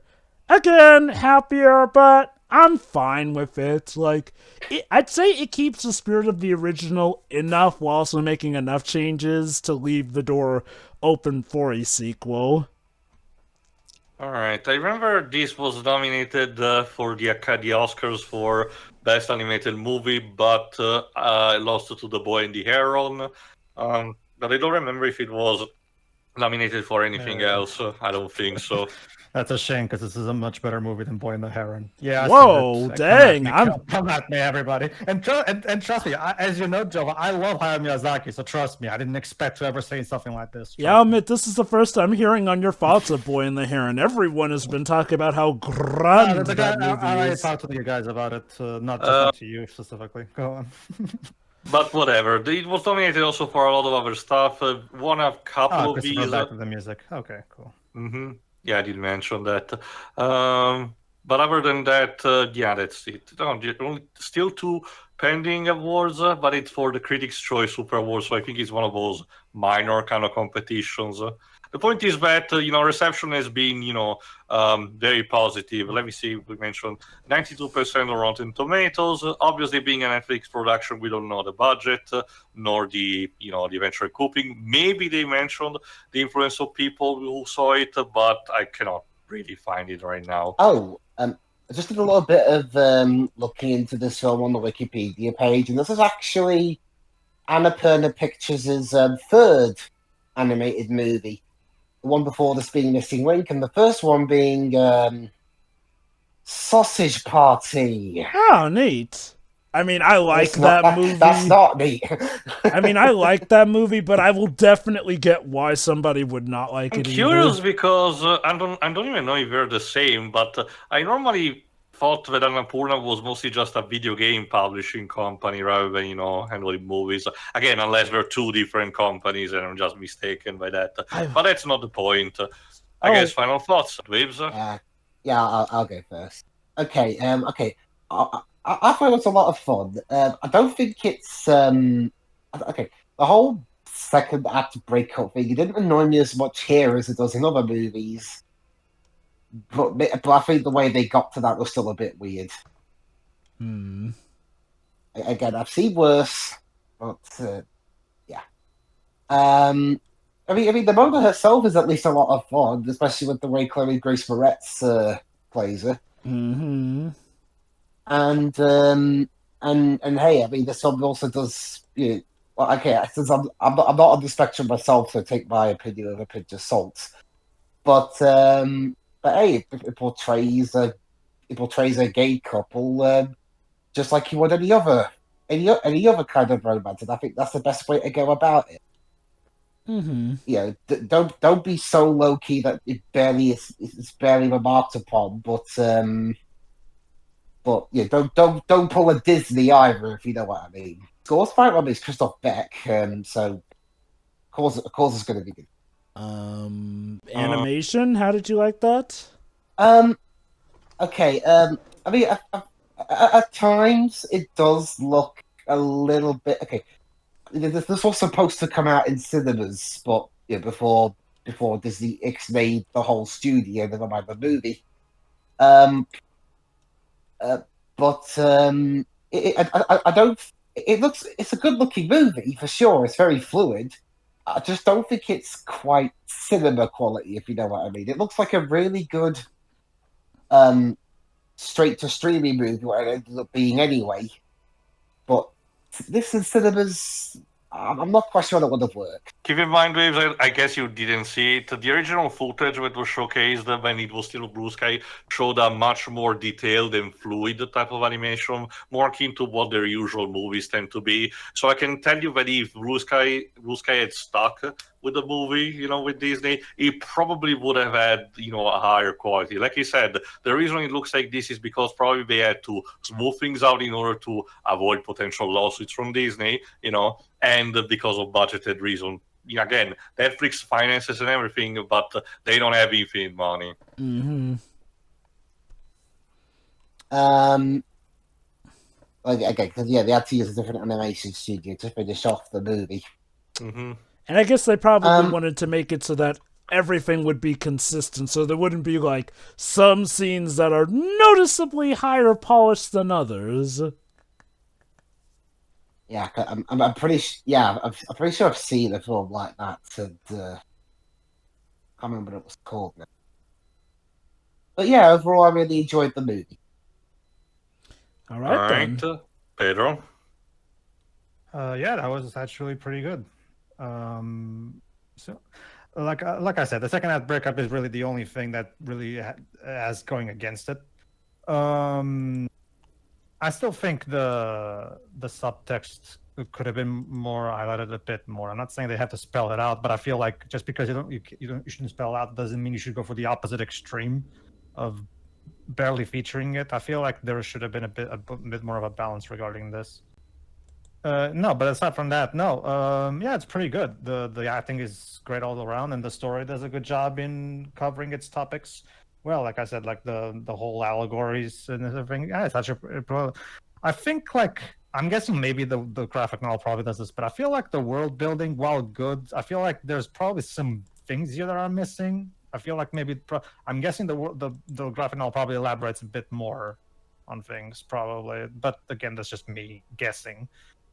But no, like the animation is really good. No, I enjoyed it for what it was. Yeah, really good. All right.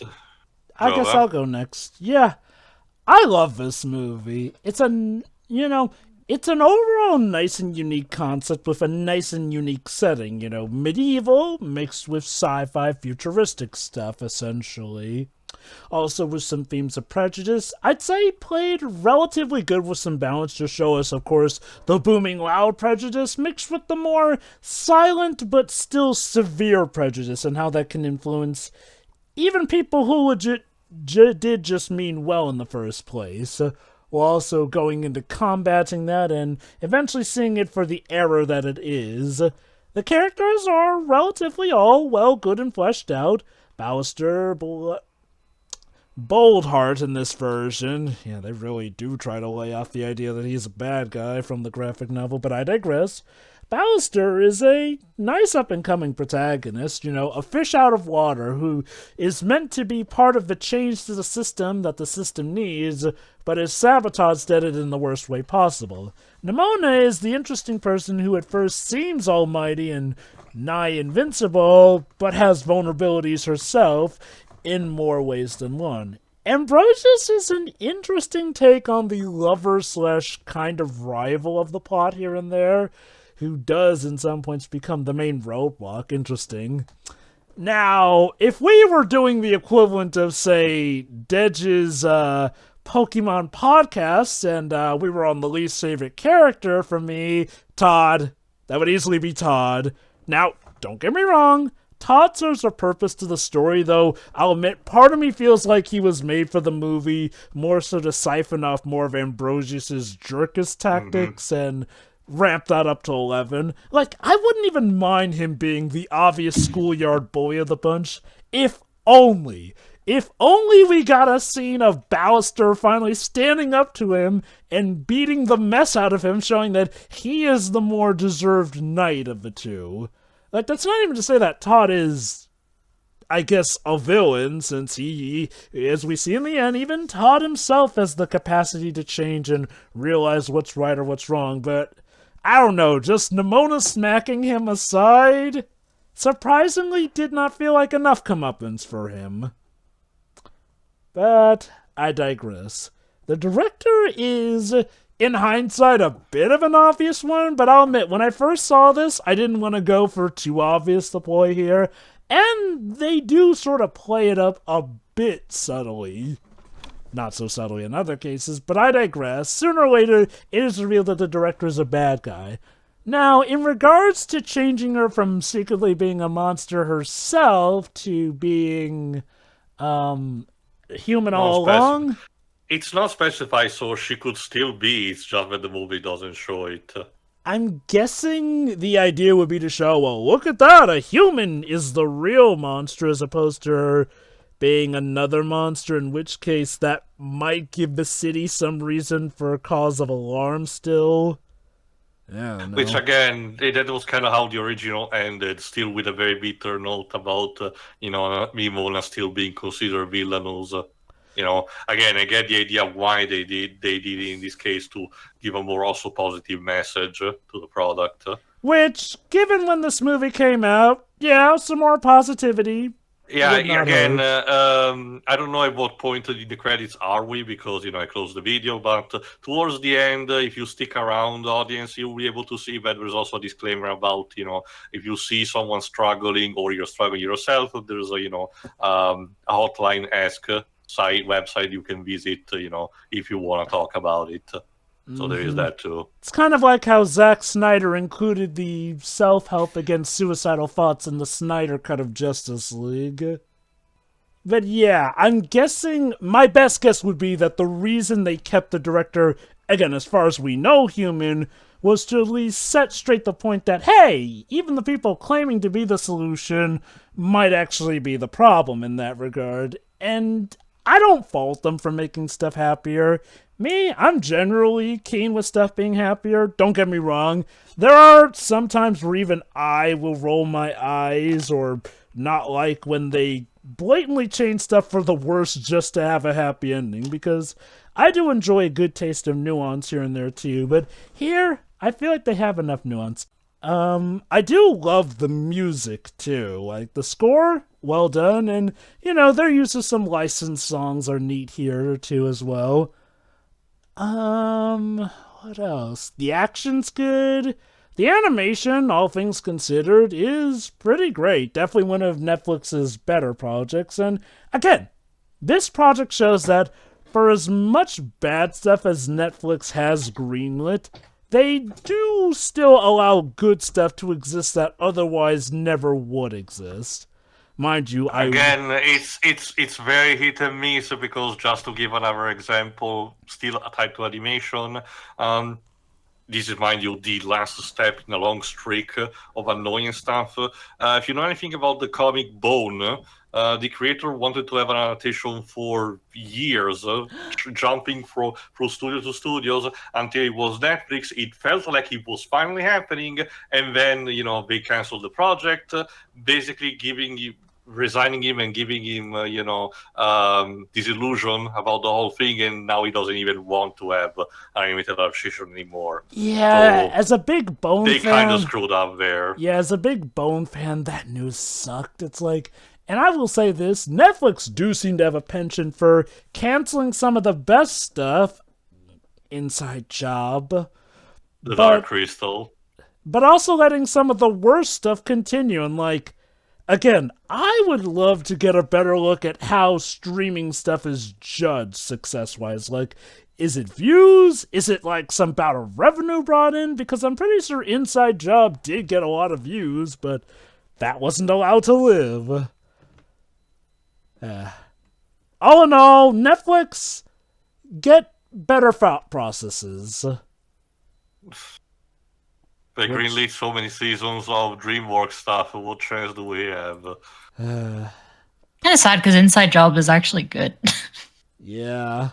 I guess, to give credit to DreamWorks, the How to Train Your Dragon Netflix series was great, too. But anyway, back to Nimona. And yeah, honestly, I would not mind a sequel. Again, yeah, might as well talk about that thing I didn't like, the second act breakup. It's not that Lee has a second act breakup. I just feel like the way it's done feels a little too rushed and contrived to have Ballister's suddenly... again, one scene we see Ambrosius, he's telling him, no way, I'm not going through with this. Next scene, yeah, he questions Nimona in quite possibly the worst way, this timed in with the misunderstanding thanks to Todd coming in overall. Like, again, it thankfully does not ruin the movie for me, And I can get why they wanted to change it to, like, the thing that breaks Nimona is partially Ballister rejecting her after supposedly being the one person to accept her. It's just, it feels so by the note, and again, it feels like even the movie itself just wants to get it done to the point where it leaves a bit of a bad taste in my mouth. Thankfully, it does not drag this down from being a great and awesome movie for me, especially since once we do get it over with, we're pretty much back to the good stuff. If there is one other slight complaint I do have, it is that the director... Okay, apparently the director is outed as the bad guy. It would have been nice, though, to actually have her have to deal with the fact that everyone sees her as the bad guy instead of her copping out with death. Although, admittedly, that was how it went in the book, so, again, that may just be an issue I have across the board. But I am still happy to see it. I guess the only thing I do have to wonder is, for if they do have a sequel, what will be the stakes, since we now know that Nimona can apparently survive being blown the heck up? Not just that, in terms of adaptation, we're kinda done. This covered the events, basically, of the original graphic novel to almost entirely, so unless they want to re-implement the Doctor character in the sequel, I guess maybe they can do that. I suppose, for a villain. And to their credit, it wouldn't be the first time that a book series has spawned a movie series that goes beyond what the book originally did. How to Train Your Dragon. Yeah. Nimona is a fantastic film, and, well, I assume you've seen it if you're watching our commentary here, but spread the word. And hey, even check out the graphic novel while you're at it. I guess I'll go next. Again, I genuinely like this movie. I did not read the original, story as it was actually happening, so I'm not, I literally just jumped on the bandwagon later on. But no, this actually was pretty good. The differences with the original are conflicting to me because on one hand I want to try to believe that the original had enough of a point that changing that felt unnecessary in other places. But I get the idea. One of the thought process behind this was that it needed to be a bit more crowd pleasing in a sense of getting a bit more satisfaction, while the point of the original story was that a story doesn't necessarily have to have a complete happy ending. And even if things change for the better, they come at a cost. So, like I said, it is conflicting, admittedly. I can tell you that the second act breakup in this is easily the weakest part of this. Contrived, sloppy, sad. No, it just doesn't work for what he wants to do. And as an excuse. Again, adding also the extra backstory to Nimona feels something that I probably wouldn't have done. Again, maybe for the sequel it would have been had to be reserved, but like I said, at least to me, what I feel about it, the important part of the story is that everyone is judging Nimona, demanding to know what she is, but that's not the important part. The important part, is about her actions, not her being. So having to partially potentially justify that, with an extra bit is iffy to me. I liked it that in that flashback, I guess, it consistent the message of people's fear are what they cause the problems. Because if you notice, the fire starts because a person throws the torch to Nimona and it bounces off and he sets fire. So it was, their fault and not Nimona's, So at least they have that, But otherwise, again, conflicted. For that matter. But again, don't let that, take it away from the experience of the movie. It's still a very good time. The people around, the people involved are, good at their voice acting. The animation, like I said, is not maybe on par, not even on par with Klaus, but Klaus used a particular technique to animate the 3D. So I'm pretty sure it's not what happened here, and they basically had to salvage a project more than anything. Barkov correctly, Klaus had like an ex-Disney animator working it, so like they Yes, knew. The person worked among other things of the Empire of the Sun.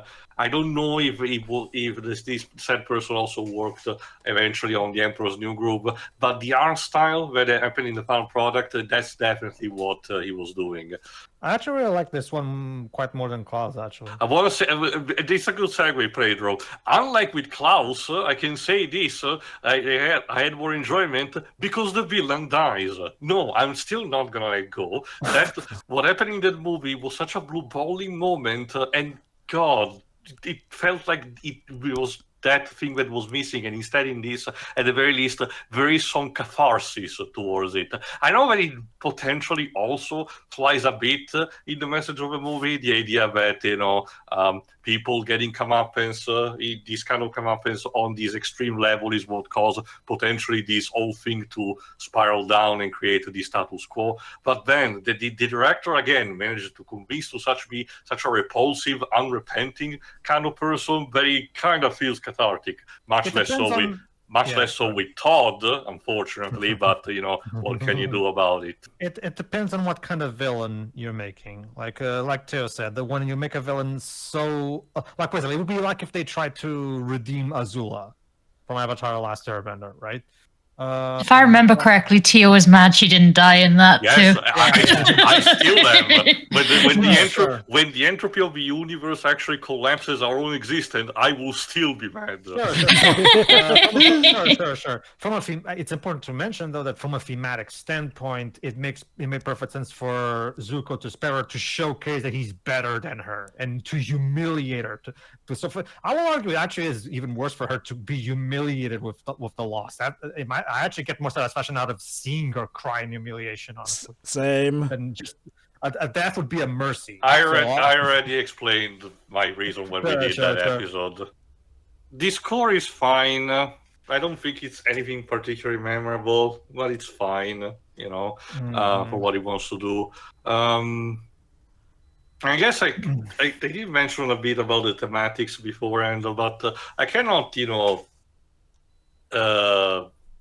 understate how much I think they're still important and they were represented, because I do believe there is a certain class to tell anything. And I think this story perfectly does that. Even also the original did, but this is a bit better, also than that, because a story could be having that to be extremely in your face, being potentially obnoxious, and that potentially has the risk of damaging whatever message you're coming across. People who will complain will always be there, so don't worry about that.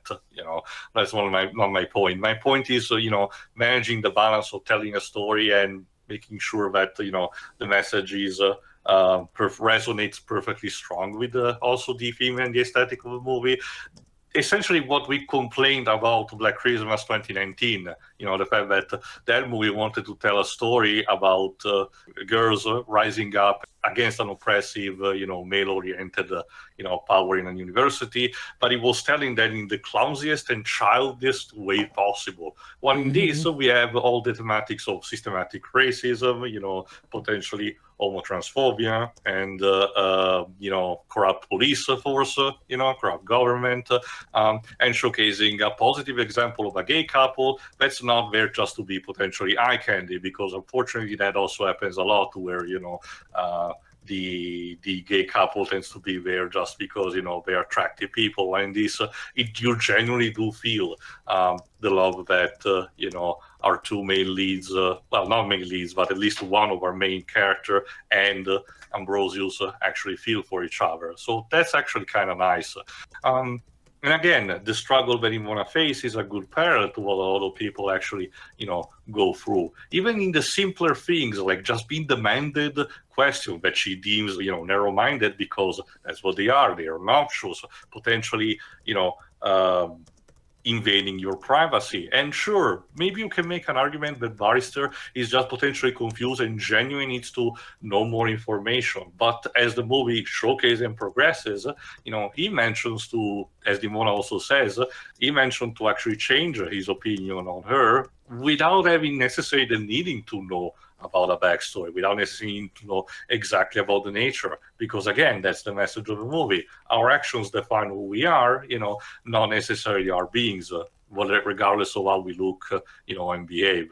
So again, I like that. And that's what I like also about this story and this movie. Even if I'm not really potentially the target demographic, I can respect that. You can tell that the people who made this were genuine about their kind of message, without also having to resort to shock value to that. I'm not saying any name in particular, but you know who you are. I can't imagine what you're referring to right now.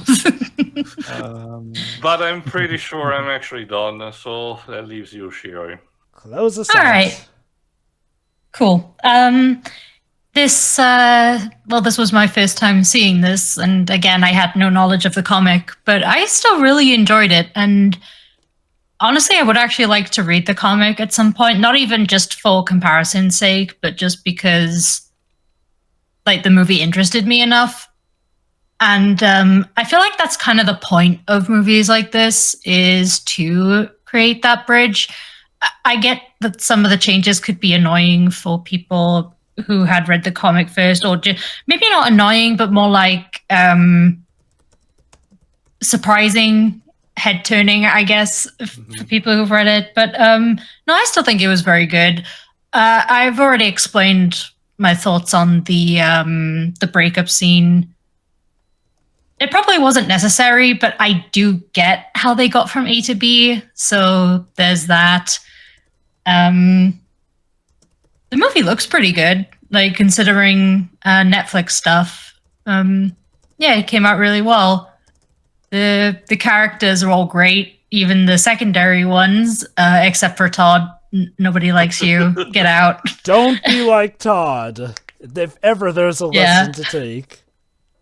They just stuck the dude bro character in here just to annoy everyone. But to explain further about what was mentioned at the end here, I feel like the subtext was obvious enough, personally, and I think that just because some might not pick up on it doesn't mean it's not prominent enough, because some people just might have either more knowledge or more personal experience with said subject, that this stuff is just easier to clock. But that's what I have to say about that particular thing. Mm-hmm. I don't mind the use of licensed music. Kind of makes sense for a movie like this. It works with the tone. They could have people make vocal songs for it, but I feel like licensed stuff is good enough. As for sequels, have they said they're gonna do one, or because I know this was pretty popular? So last news was on February this year, where they mentioned they were open to do it. It's up to, I guess, Annapurna and Netflix. Yeah, that definitely screams, like, oh, it's up to Netflix kind of thing. And like we mentioned, it's a coin toss. Yeah, because Netflix is very unpredictable. Netflix, could you please from now on try and just make good decisions for quality's sake? What's that? You want another season of Speedrunning free? Don't No, mind if we do. No. It's okay, guys. It's dead now. It can't hurt you anymore. The Sneeps cannot hurt me anymore. I still can't believe what killed it, but that's a story. Look at that side. But movie Snips didn't hurt you because he's just... I still cannot get over the irony that it was the movie of all things, the theatrical movie, mind you, that killed the Netflix series. Something that it arguably had little to no connection over anyway. That series was already a corpse just being dragged around the room. Knowing what we do know about how Netflix does seasons, I do wonder now.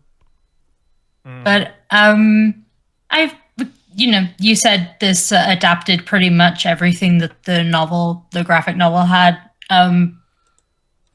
Considering something like Good Omens, I feel like they can pull something out of it because that is now going past the books. So, I feel like they could do something. Whether it'll go down well or not is another thing. Plus, we don't even know if it's happening yet because Netflix is in charge here. But no, I think this was really good. I really enjoyed this. Yeah, it's good. All right, then. All right. Well, happy birthday, Shiroi. I'm glad you enjoyed your presents. Thank you. All right, see you for whatever we do next, then. See you then. See ya.